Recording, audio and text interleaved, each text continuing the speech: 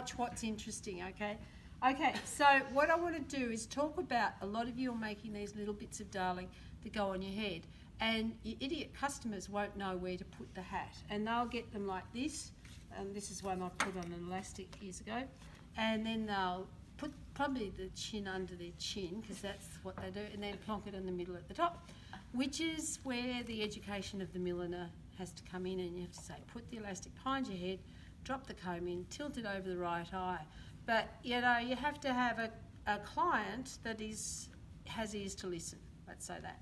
So, another way of dealing with it is to insert the split wire band into the hat so that you just say, put the band on so that it's straight, drop the comb into your hair, and then if the band is on straight, the hat is positioned, and you might check the mirror just to make sure that it's far enough forward, and party time, okay? And you know that when your hat goes out, it's not going to look, you know, this sort of hats don't, you know, this is when people say, oh, hats don't suit me, because they're doing it all wrong. So I want to show you how to do a split wire band tonight, and I'm going to show you about points of attachment once you've made it. So you're just using your standard millinery wire. I think we call it 19 gauge now because we're getting more sophisticated. And the amount of wire that you need is just above the ear on each side.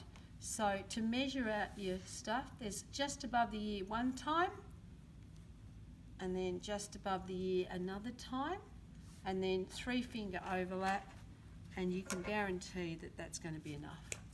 Okay, so then just cut it. We're going to do the join just behind the right eye because that'll end up underneath the action.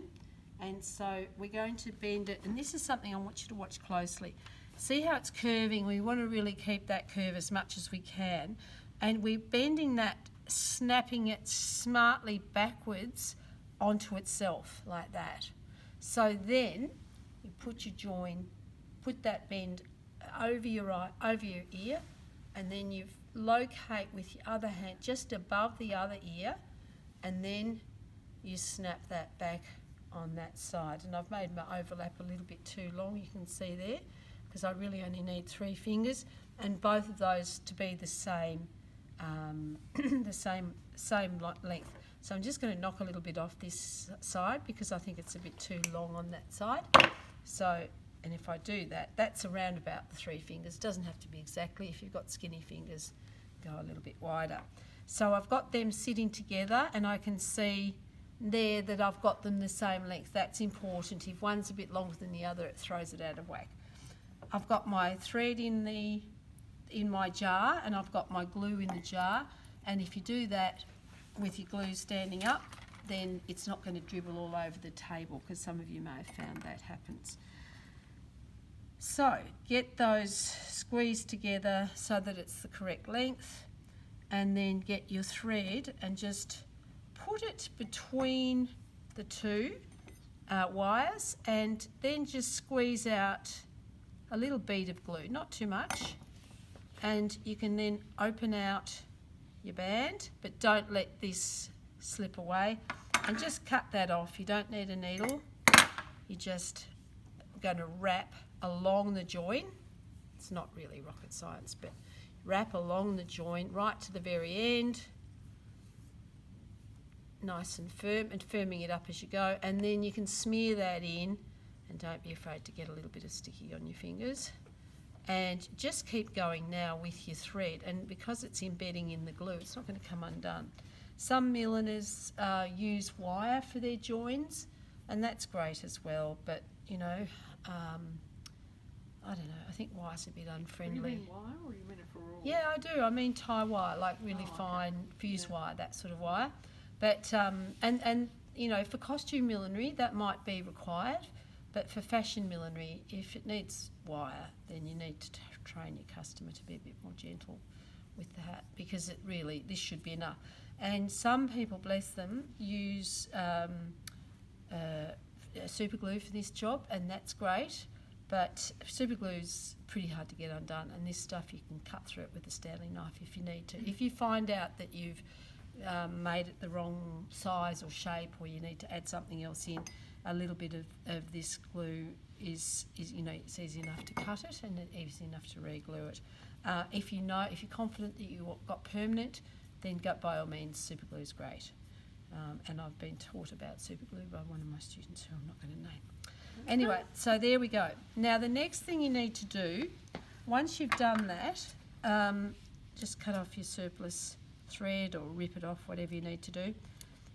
So that then you can just gently bend this so that it conforms to the shape of your head. So you should be experienced enough with working with wire now to know, keep your thumbs flat, don't use the points of your fingers, and just really, be the boss of it. And that's already starting to conform with the shape of my head. Now, it's not very pretty. I've got a fine tulle, and the best place to get the tulle is probably Tassuti in Flinders Lane, 141 Flinders Lane in the city. They've got a nice sign that's in the form of a button with 141 on it, and they're really they've got lots and lots and lots of colours.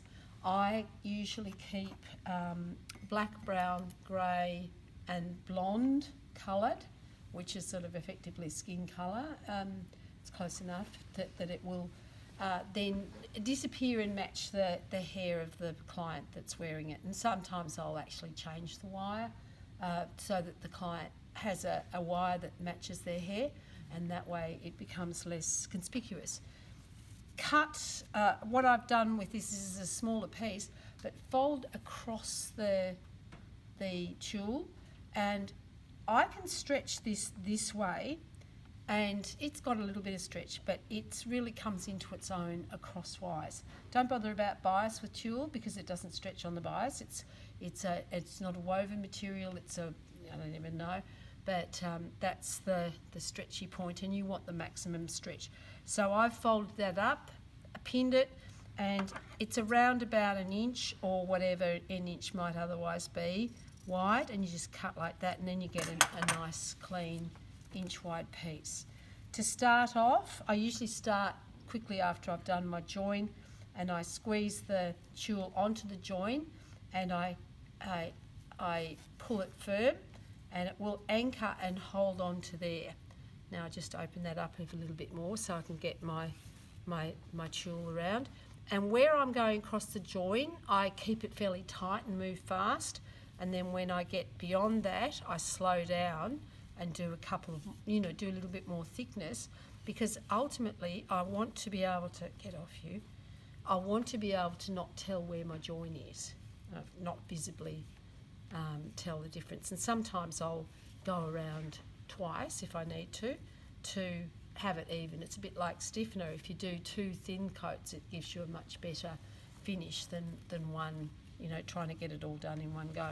But because this is stretchy and because I'm using a bit of tension, I can do this fairly quickly. If it was really long, which it would be if I did the whole width, I might bundle this up and put an elastic band around it, or put a pin in it to stop it all from unravelling, so I'm not having to do the whole length of it all the way. Now this is not good television, so we're not going to watch this forever, but you can see there, that's a nice fairly thin join, but that's going to be nicer if I go back over it with a thin thing. So I'm using 2 at once, so that gets you done quicker. And if I wanted to, I could, if I need to add an extra one in, I might get to the end of this and then just tuck this in underneath it. Please, when you're doing tulle, keep away from glue to actually hold it together. Just get a needle and matching thread and just go back and forth through it. And you don't have to cut it off, you can tear it off and the end disappears into it. So no glue, because it just bleeds through, because it's such an open material. And then when you've got all of that done, if you look at this is attached directly onto my Cinema base, so I'm going from there to there. Actually, I'll tell you a secret, this is done using something quite different, but that there to there it's actually rouleau. It's a bias cut fabric that's been machined and bagged out. So there to there and there to there. Those were the days. I don't do that now. and I've just done stab stitch using the colour of the lighter colour, and then if I spot it on the back, I just use my black marker pen and go dot, dot, dot. So that way, always use the lighter colour, because you can always make your colour darker. You can use a marker pen or whatever, but you can't make it lighter, can you? So there's that. The other thing that you can do is block a little disc and sew the banana onto the disc, and then you can do a little stab stitch around the banana to make it work. Now the other thing is, if you were doing something like a lot of you are doing, you've got your wire inside your fold, then you've sewn in your head fit, either elastic velvet or curved Petersham. And if you want to see a good example of a curved Petersham, have a look at what Sarah's doing with hers, because she's got that tapering inside and it's sitting nicely inside the piece. Then you just do the position the piece on your band with a few pins, and then you just do some little stitches at the 4 points of contact to hold that into position. So then you've got your banana with your piece stitched onto it, and then you can put your elastic on the band. And this has been twisted, and I'll show you how to do the twisted elastic when you get up to it, because that's a nice thing too. An extra thickness of the elastic, it just feels quite good. You don't have to have it as tight, and it gives you a nice grip. Thank you.